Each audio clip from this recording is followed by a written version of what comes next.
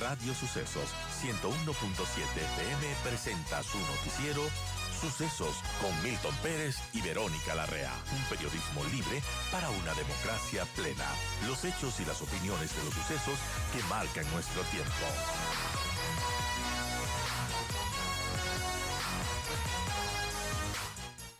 Estamos con Luis Verde Soto, quien fue secretario anticorrupción, además de cientista político, catedrático en varias universidades de Ecuador y de Bolivia, y además articulista en Plan B.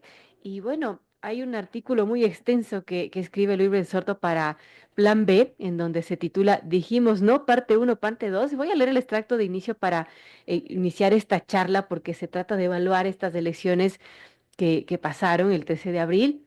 Y dice, detrás del argumento de los imposibles estadísticos, se sitúa el sueño totalitario del partido único, con militantes obedientes, corral de masas acríticas, creador de ambientes cerrados sin flujos de libertad. Los imposibles estadísticos son la aspiración de un centralismo antidemocrático. El domingo 13 de abril, los ecuatorianos mostramos que sí podemos votar libremente, incluso superando el condicionamiento del miedo. Y bueno, en la segunda parte, Luis Vélez Soto le dice, Narciso, asumas la realidad. La mayoría del público ecuatoriano votó contra la Revolución Ciudadana por miedo a la destrucción, desestructuración, perdón, social y económica que se avecinaba. La angustia por buscar protección contra un daño inminente no es cobardía ni estupidez. Bueno, hablando de los resultados, justamente conversábamos en este momento con José Cabrera, consejero del Consejo Nacional Electoral, sobre estas elecciones. Y bueno, hay unas 1.700, un poco más de actas que están en revisión, unas actas de escrutinio, y que esto ha retrasado la proclamación de resultados presidenciales. Y bueno, eso va a tener que revisarse. Y, y esto, esa narrativa del megafraude que está sosteniendo el correísmo, además, una hipótesis que parece traída de los cabellos, pero que bueno, está ahí, que la mencionan, un uso de tinta transferible en papeletas de votación, algo que ha desmentido la presidenta del CNE, Diana Tamain. Pero bueno, eso está sobre la mesa, está sobre la discusión, Luis, y usted también aportado en esta discusión, en esta reflexión de las elecciones desde el lado del análisis. Y bueno, ¿cuál es su criterio de estas elecciones? ¿Cuál es su criterio de esta teoría del megafraude que está sosteniendo el correísmo, quizás sin éxito, pero que bueno, está retrasando la proclamación de resultados? Bienvenido y gracias por acompañarnos. Gracias, Verónica. Es gusto enorme estar otra vez contigo acá. Mira, yo creo que los malos perdedores suelen asumir o sacan de la manga el tema del fraude. Me refiero al tema exclusivamente del proceso de votación, del día de la votación y su escrutinio. Lo sacan como una forma de justificar el resultado. El mal perdedor cree que el resultado no es el que él quería y consiguientemente esa es la realidad. Y tratar de imponer justificaciones como no era lo estadísticamente esperado, decir que hubo un fraude grotesco, un fraude horroroso, construir una narrativa de fraude, básicamente lo que hace es responder a una estrategia política que lo que quiere es ilegitimar hasta donde posible la legitimidad de origen de este momento gubernamental que el pueblo ecuatoriano le ha dado al presidente Noboa y debilitar su gestión, por un lado. Y por otro lado, responde a una estrategia de hiperparlamentarizar el país, dejarle a la política dentro de los rincones parlamentarios de un enfrentamiento parlamentario y con eso conducir a que no haya una reforma política que es la que el país requiere este rato, terminar el proceso de reforma que quedó trunco y que es yo creo que el mandato fundamental de las elecciones. El mandato fundamental de los electores fue lograr que este proceso que había quedado trunco desde hace 7 años, que no termina de realizarse por una serie de factores, ¿no es verdad? Termine. Es decir, esto implica que el país deba cerrar el ciclo de la experiencia autoritaria del correísmo y abrir un nuevo ciclo en el cual evidentemente deben estar comprometidos los mismos actores y incluso las mismas bases electorales del correísmo, pero ya dentro de una perspectiva diferente de desarrollo político y desarrollo económico. Bueno, más allá de esta situación, de esta narrativa del fraude que como que parece que no ha tenido mucho éxito, mucha acogida, mucho eco, en todo caso, sí, de alguna manera está impactando en cuanto a la estabilidad política de nuestro país? ¿Usted cree que haga mella de alguna manera este discurso o bueno, este intento de posicionar que hubo un fraude? Mira, yo creo que la mayor mella que ha hecho es involucrar a naciones externas en esto, ¿no es cierto? Primero, la mayor mella está ocurriendo en la medida en que, ante la perplejidad que se mostró por parte de los actores del correísmo en las primeras horas después de la derrota, la fuerte derrota que recibieron, fue que buscaron argumentos y mientras los elaboraban, el primero en salir al escenario fue el presidente Maduro, que asumió la forma de analista político o politólogo, a dar una muy innovativa interpretación sobre lo que es el imperialismo de Trump en su criterio, que según él es un proyecto de dominación ideológica y cultural. Es lo menos parecido a un proyecto de dominación ideológica y Sobre cultural. todo lo que pasó en las elecciones de Venezuela, ¿no? Después de las elecciones de Venezuela y lo que es la presencia del gobierno norteamericano este rato, su guerra de aranceles y su forma de procedimiento, nada tiene que ver con esta visión que le dieron escribiendo al presidente Maduro, pero sobre todo el presidente Maduro lo que hizo fue introducirse Ujú. diera la impresión, a liderar una reacción que no se producía en el correísmo. Y esto daba la impresión a ratos como que era el patrono de un financiamiento que reclamaba, señores, intervengan, yo invertí mucho acá y ustedes Claro. no intervienen, no reaccionan, no saben salir a tiempo con su respuesta, ¿no es cierto? Y luego de eso, ya cuando las fichas se acomodaron de esta estrategia de internacionalización del tema ecuatoriano, el presidente Petro, todos suponemos que estaría en sus cabales. Su canciller ahora dice que no es la normalidad del presidente. Está por lo menos petroleado. Por lo menos petróleo. No está en sus cabales, digámosle así. No es verdad, el canciller Leiva es gravísimo lo que ha presentado el día de ayer, ¿no es verdad? Así es, todo un escándalo. Es un escándalo. Lanzó una cosa que es, se ve un concierto con la dirección de país, que es generar una supuesta lista de un centenar de dirigentes perseguidos que el presidente Correa les daba la disposición de a través de Petro, de apertrecharse en el lado norte del Mataje o en Ipiales, donde fue el que clásica apertrechamiento de las oposiciones conservadores o liberales en su turno en Ecuador, y fue el canal a través del cual Colombia intervenía en la política ecuatoriana. Les dijo, vengan acá que yo les doy una carta de refugio permanente y abierto. Con lo cual lo que hizo, y esto es lo grave, yo creo que literalmente muy grave, que es traer la frontera de Venezuela a Ipiales. Es decir, instaló al presidente Maduro, a su posición de invitación cuasi insurreccional contra Noboa, lo instaló en Ipiales, una especie de conspiración a portas bajo la protección de Petro. Esperemos que en algún momento lo haga desde la cordura o desde la total manejo de sus sentidos contra el gobierno de Noboa. Esto, vamos, además de ser un juego de acechos, ¿no es verdad? Tuvo varias consecuencias. La primera, le dejó desprotegido a las autoridades locales ecuatorianas elegidas por el correísmo. Nos llamaríamos los varones territoriales, se quedaron Ujú. desnudos y solos, porque el destacamento de los 100 cuadros intermedios para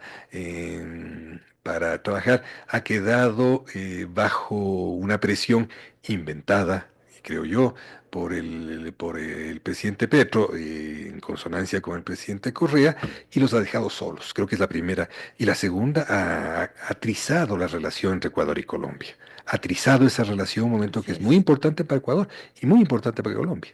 Lo cual nos habla que ahora hay que tener nuestra atención, la atención de Ecuador, es Ecuador con primera instancia, pero también una atención internacional sobre lo que ocurre en el resto de elecciones de América Latina. Estamos atravesando un momento muy complejo en América Latina.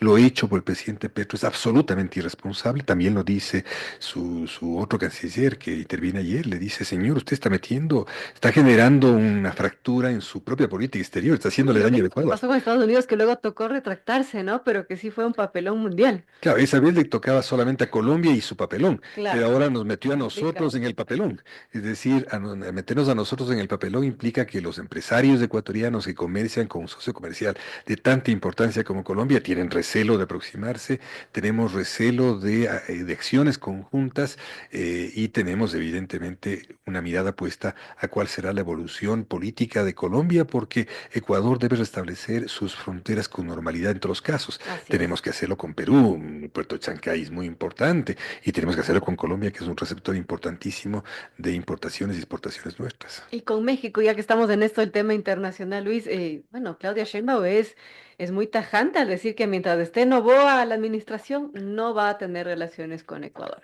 Yo creo que la Cancillería mexicana es una Cancillería inteligente.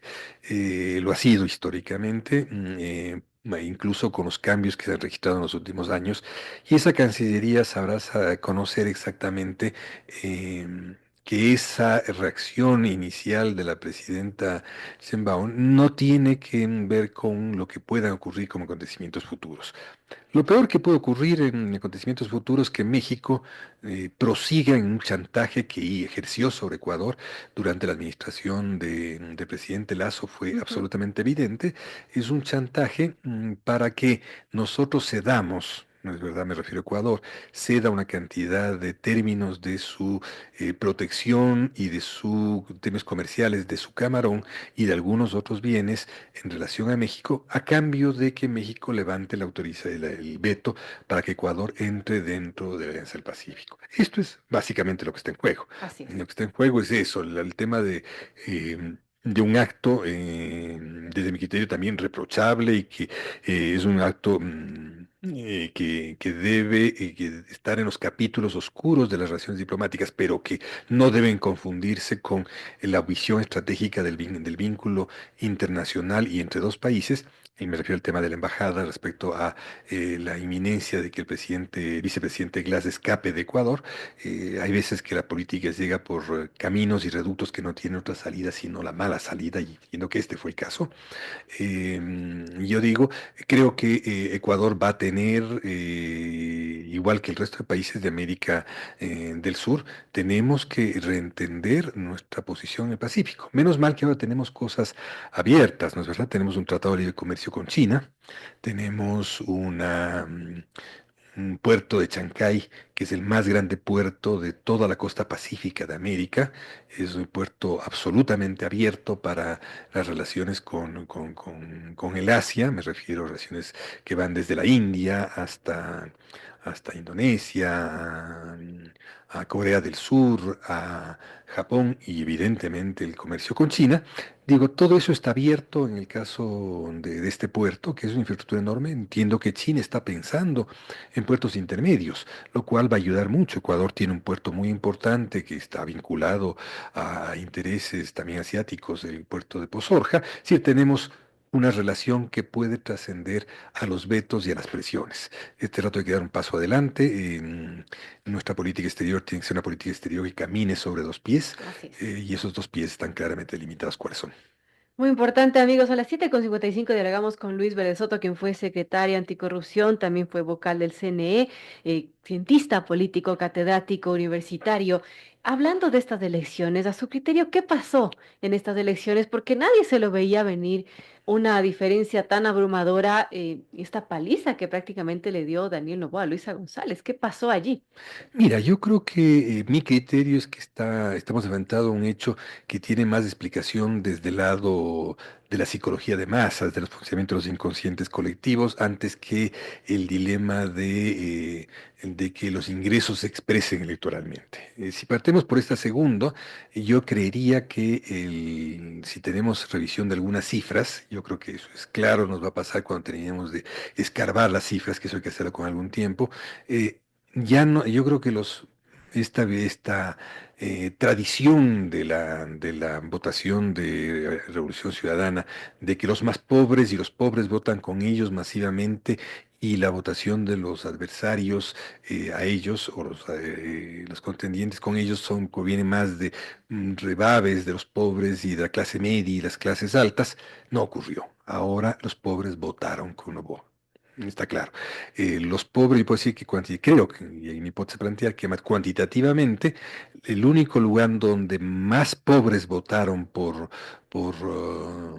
por la Revolución Ciudadana, por Luisa González, fue Manabí. En el resto del país, los Ujú. pobres más pobres, los más pobres en sentido cuantitativo, ese mayor número de pobres, votó también por Noboa. Yo creo que es un hecho constatable, se ve venir, ¿no es cierto? Y esto elimina un poco la primera hipótesis de conjunto, que es el dueño de los pobres, el dueño del discurso sobre la pobreza y el discurso de la redención de la pobreza y de la justicia, es exclusivamente de Correa. Yo creo que ahora tenemos que constituir el tema de la justicia social y el tema de la redención contra la pobreza en un tema nacional y común de todos. El segundo elemento es que los ecuatorianos votamos por miedo. Los ecuatorianos votamos contra Correa básicamente por la inminencia de un régimen autoritario que deshacía a una sociedad que está fuertemente afectada por la recesión Claro. económica, por la violencia, por estos asedios internacionales, y necesitábamos mínimos de cohesión. Que la gente cuando le preguntan a la salida de una boca de urna, la o encuestadora que está vinculada a un candidato, le pregunta por quién votó, los ecuatorianos tenemos derecho a decir, ¿y usted con qué derecho me pregunta eso? Y eso pasó ya le pasó a Correa. Correa en el 2011 ya tuvo un problema con esto. Recuerda tú cuando hubo la consulta popular, Correa despidió a la encuestadora que trabajaba con él porque le reclamó de que cómo es posible que no haya predicho lo que estaba ocurriendo. Y lo que ocurrió fue muy sencillo, fue igual a esto. En 2011 los ecuatorianos no teníamos por qué decir cómo habíamos votado, igual votamos. Y ahí el Tribunal Electoral era absolutamente de Correa. Y sin embargo, la ira presidencial prevaleció, despidió a la encuestadora, entiendo que luego se hicieron auditorías técnicas y nunca pudieron probar sino lo obvio, es de que la gente tenía temor a decir cómo había sido su voto, y esto comenzó a ocurrir en Ecuador. Los votos ocultos están jugando aquí y en muchas partes del mundo. Las encuestadoras no están funcionando y esto se debe a que el voto oculto está pasando. Aquí hubo una buena investigación, una muy buena investigación que trabajó, detectó esto que podríamos llamar un voto oculto por Novoa, ¿no es verdad? Y esto dio luces de que algo podía ocurrir, algo estaba ocurriendo en la escena. Claro. Esto no se registraba en los trackings, bien, pero y esto simplemente emergió como un voto de protesta contra el miedo. El miedo no es cobardía, el miedo es protección. Si a mí me amenazan, si alguien tiene un miedo por la amenaza que pueda recibir, tiene derecho a protegerse. Interesante lo que nos menciona. Ahora Daniel Noboa dice que hay un voto novoísta. ¿Usted cree que exista o que se esté dando eso de novoísmo o más bien fue esa reacción que usted dice al miedo de lo que podía pasar, de que nos instalen gestores de paz, entre comillas, que estén vigilándonos hasta lo que respiramos, de que se desdolarice el país, etcétera? ¿Cuál es su lectura de esto? A ver, yo creo que evidentemente la irrupción de un liderazgo joven, inusual, que responde a algo que está ocurriendo, que son los recambios generacionales. Ecuador ha tenido tres recambios generacionales muy importantes, muy parecidos además. Parecidos no en términos de sus políticas públicas, sino parecidos en términos de los procesos que se dieron. El primer recambio fue en la transición a la democracia. Hubo una generación que estuvo congelada durante los años más importantes del desarrollo económico ecuatoriano, que fueron los años de los 70, ¿no es cierto? Cuando se clausura el sistema partidario y los jóvenes líderes, me refiero a Jaime Roldós, Osvaldo Hurtado, Rodrigo Borja, Raúl Vaca, quedan congelados en el escenario político y recién reemergen al finalizar la década en el año 78, 79, y ellos son candidatos y se recambia Nadie pensaba el arrollador triunfo que iba a tener el presidente Jaime Roldós. Roldós tuvo el Claro. más arrollador triunfo de las segundas vueltas ecuatorianas. Y esto es el primer elemento. Nadie preveía que esto iba a ocurrir, ni el mismo presidente Jaime Roldós, de quien tuve la enorme escuela decisiva en mi vida de haber sido su asesor. El presidente Roldós, evidentemente, el presidente Roldós iba a ser candidato a alcalde de Guayaquil. Y se mueven las fichas por razones Increíble, X ¿no? y pasa. Y el vicepresidente Hurtado tenía también otro futuro, iba a ser candidato a vicepresidente de Huerta. Y él también pasa a incorporarse. Y se incorporan a esta nueva, que por cierto, ahora no es novedoso, una alianza democracia cristiana, socialdemocracia en Alemania. En este rato estaba a posesionarse una alianza de ese estilo en Alemania. Eh, Luego viene Correa. Correa es una irrupción y también una Así es. renovación de jóvenes. Son una renovación de jóvenes que ingresan, que yo recuerdo haberlas calificado que no eran revolucionarios, sino una mera renovación de la clase política, generacional de la clase política. No me he equivocado.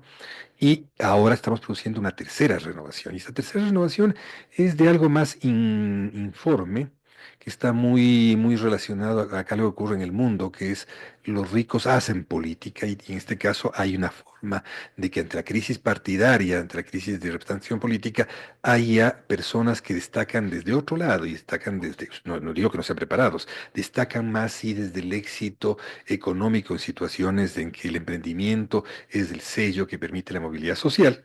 Ujú. Aparece y parecen imágenes que se asumen por la población. Los chicos jóvenes quieren ser parecidos a Novoa y eso es evidente. Em, Ahora habrá tenido influencia a su padre que estuvo candidato tantas veces su en el abuelo, imaginario de la gente su también. abuelo. Su abuelo también. No, por favor, su abuelo no fue candidato, pero es el más importante empresario que ha tenido Ecuador Claro. en esta modernidad. Su abuelo es un hombre extraordinariamente inteligente, que por cierto no debemos olvidar que nació en Ambato y que por eso Tungurahua es la provincia con más polarización del Ecuador, yo diría en los últimos tiempos, y evidentemente en estas elecciones. El respaldo que le da la provincia natal de su abuelo y que por cierto, además es la provincia con mayor empleo adecuado del Ecuador, con menor desempleo del Ecuador, que tiene emprendimientos claros de diversa Industria dimensión también, ¿no? y de asociación de modernidad, Ah, industria, y de asociación de modernidad de comunidades indígenas en torno a nuevos mercados, etcétera, esa provincia se constituye en una muestra evidente de una forma de inconsciente y de memoria colectivo. Y cuando yo hablo del abuelo del presidente Noboa, estoy hablando de mi buen amigo, de mi gran amigo, yo cordobés que me hablaba de los grados de inteligencia perdón, de Luis Noboa Naranjo.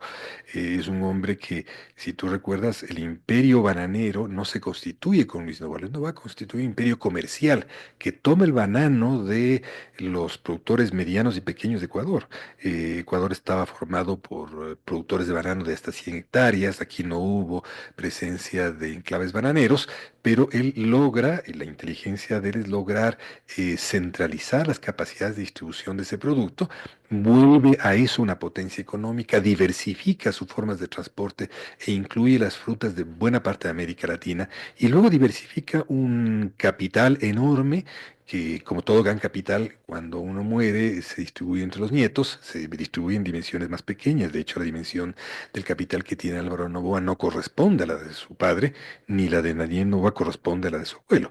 Pero yo creo que ha habido en la memoria ecuatoriana está presente esa capacidad de emprendimiento, esa inteligencia comercial, que no es la actual. La actual es una inteligencia más sobre algoritmos, sobre la informática.